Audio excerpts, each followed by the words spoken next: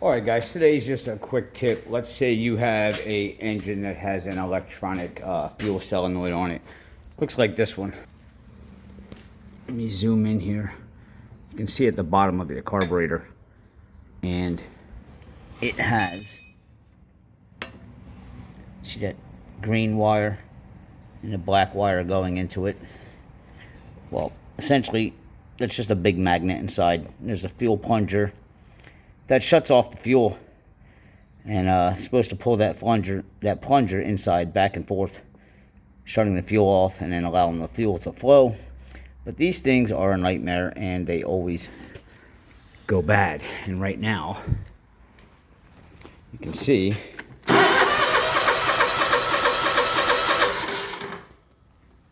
that's a brand new carburetor, and it's still not starting.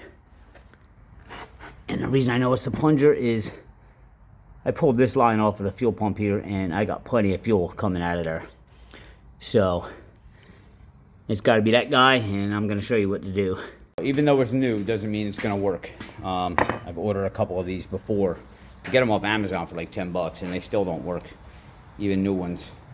So I got a carburetor here in the vise. This is an old carburetor, kind of show you what you got to do. Now, if you just spin this, it's just going to spin. It's not going to come out. There is a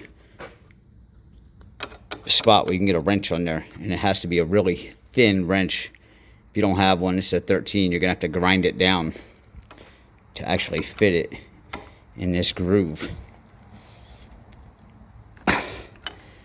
Once you get it turning, it'll come out like that. And this is the little plunger right here. So it's basically a magnet in there. It just opens and closes that. So what we're gonna have to do is we're gonna have to get some snips, and we're gonna cut this off. Cut this whole plunger off right here. So the fuel's just gonna flow. Problem is, you might get some backfires when you shut the machine off. You hear that little pop when you shut it off. And to prevent that, you're gonna have to install a inline fuel shutoff on your fuel line.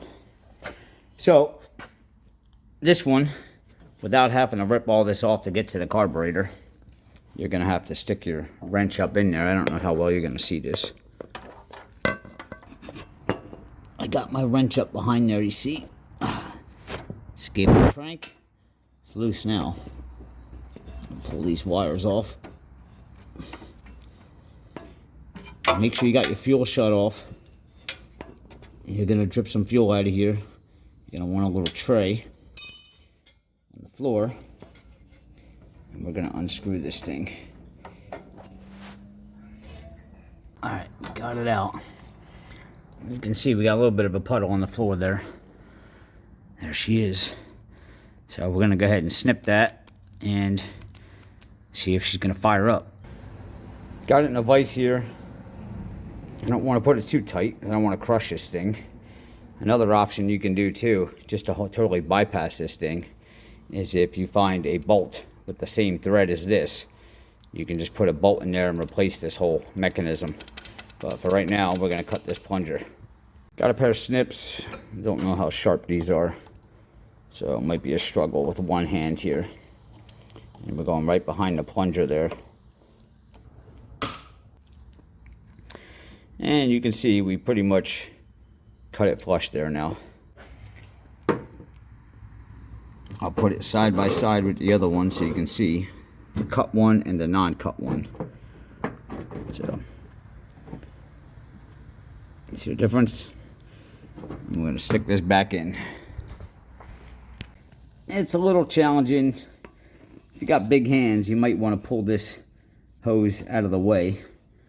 Unfortunately, I do have smaller hands, so I'm able to get this back in there. Turn it till you feel it get tight, and then you're going to have to put your wrench back in there. Alright. Sorry for the grunting there. Just want to make sure it's tight. Now, this will still move back and forth. That's normal. Just want to make sure that that bolt behind it is tight. Alright, now you can plug your wires back in. We'll try to start it. Make sure you choke it. This has got a broken choke thing here. We need a knob. I'm going to pull these and choke up with the pliers. as high as I can. See if we can get her to fire now.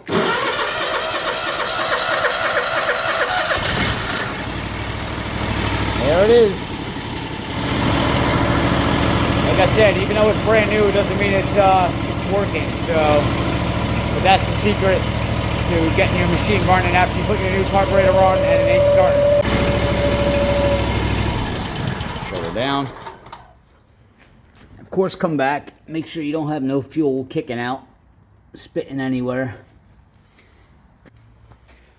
Alright, for more great tips on all kinds of stuff, guys, just make sure you hit subscribe below, give me a thumbs up, and I'll see you next time.